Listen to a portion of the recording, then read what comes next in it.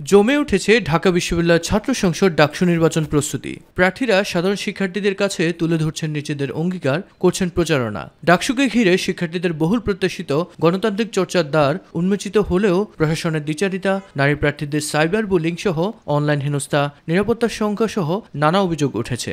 বিগত কয়েকটা দিনে যে আমাদের এই আচরণবিধি ছিল, সেখানে রাজনৈতিক কয়েকটা প্যানেল তাদের এই নির্বাচনের যে আচরণবিধি ছিল সেটা ভঙ্গ করে। ইউনিভার্সিটির মধ্যেই দেখা যাচ্ছে বিভিন্ন গ্রুপ আছে, সেখানে যদি আমরা কোনো পোস্ট করি সেখানে আমাদের একদম গালাজ করে একদম ভরিয়ে দেয় মেয়েদের। আমি যখন অধিকার সচেতন হয়ে কথা বলি তখন বিভিন্ন গোষ্ঠী থাকে, বিভিন্ন ফেক আইডি থাকে, তারা আমাদের হয়রানি করার চেষ্টা করে, আমাদের ইজ্জত টেনে ধরার চেষ্টা করে অনলাইনে। আমি সেই জায়গায় যথেষ্ট সোচ্চার। প্রশাসনের কাছে এটা এক্সপেকটেশন আমাদের যে তারা সকলের জন্য লেভেল প্লেইং ফিল্ড তৈরি করবে এবং বিশেষ করে নারী প্রার্থীদেরকে যেভাবে হ্যারাস করা হচ্ছে, বুলি করা হচ্ছে, সেটার ব্যাপারেও তারা আর কি যথাযথ পদক্ষেপ নেবে।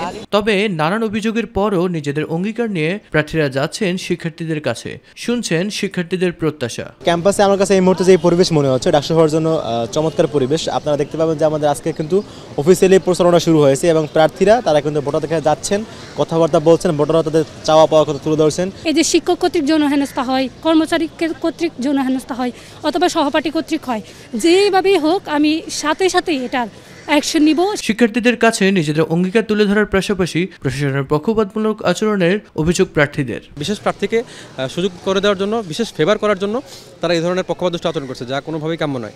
আমরা চাই ঢাকা বিশ্ববিদ্যালয় প্রশাসন একটি অবাধ, সুষ্ঠু, নিরপেক্ষ এবং অংশগ্রহণমূলক নির্বাচন উপহার দিক। নির্বাচন আচরণ বিধি এখন পর্যন্ত ছাত্র সংগঠনের প্রত্যেকটি ছাত্র সংগঠনই তারা সেখানে লঙ্ঘন করেছে এবং একই অনুপাতে সেখানে কোনো ব্যবস্থাও নেওয়া হয়নি। তানভীর হামিম তিনি কিন্তু করতালি দিয়েছেন, একটা আতঙ্কিত পরিবেশ তৈরি করেছেন।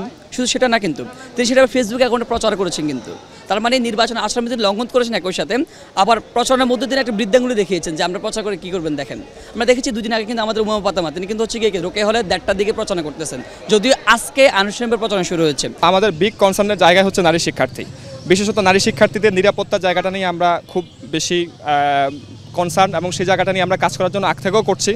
এবং আমাদের যারা অনাবাসিক শিক্ষার্থী কিংবা দূরবর্তী হলের যারা শিক্ষার্থী, তাদের জন্য যে পরিমাণ পরিবহনের দরকার, ট্রান্সপোর্টেশন দরকার, সেটা কিন্তু নাই। সেটা নিয়ে আমরা কাজ করছি। মঙ্গলবার ডাকসু নির্বাচনে আনুষ্ঠানিক প্রচার শুরু করে ছাত্রদল। জোহরের পর কেন্দ্রীয় জামে মসজিদের সামনে গণমাধ্যমের সাথে কথা বলেন ঐক্যবদ্ধ শিক্ষার্থী জোট। এই ঢাকা বিশ্ববিদ্যালয়কে পলিটিক্যাল ইনস্টিটিউশন থেকে এটাকে একটা একাডেমিক ইনস্টিটিউট করা এবং আমাদের একাডেমিক ইনস্টিটিউট করার জন্য আমরা বারবার বলছি আমরা টিচার্স এভ্যালুয়েশন সিস্টেম চালু করব। শিক্ষকদের মূল্যায়নটা আমাদের করতে হবে এবং আমাদের শিক্ষার্থীদের লাইব্রেরি ফ্যাসিলিটি, আজকে আমাদের যে লাইব্রেরিগুলো আছে খুবই ভঙ্গুর অবস্থা, আমাদের প্রত্যেকটা জায়গায় আমরা লাইব্রেরিগুলোকে আধুনিকায়ন করব। দীর্ঘ 6 বছর পর ডাকসু নির্বাচনের মধ্য দিয়ে উন্মোচিত হবে গণতন্ত্র, ক্যাম্পাস হবে শিক্ষার্থীদের, এমনটাই প্রত্যাশা শিক্ষার্থীদের।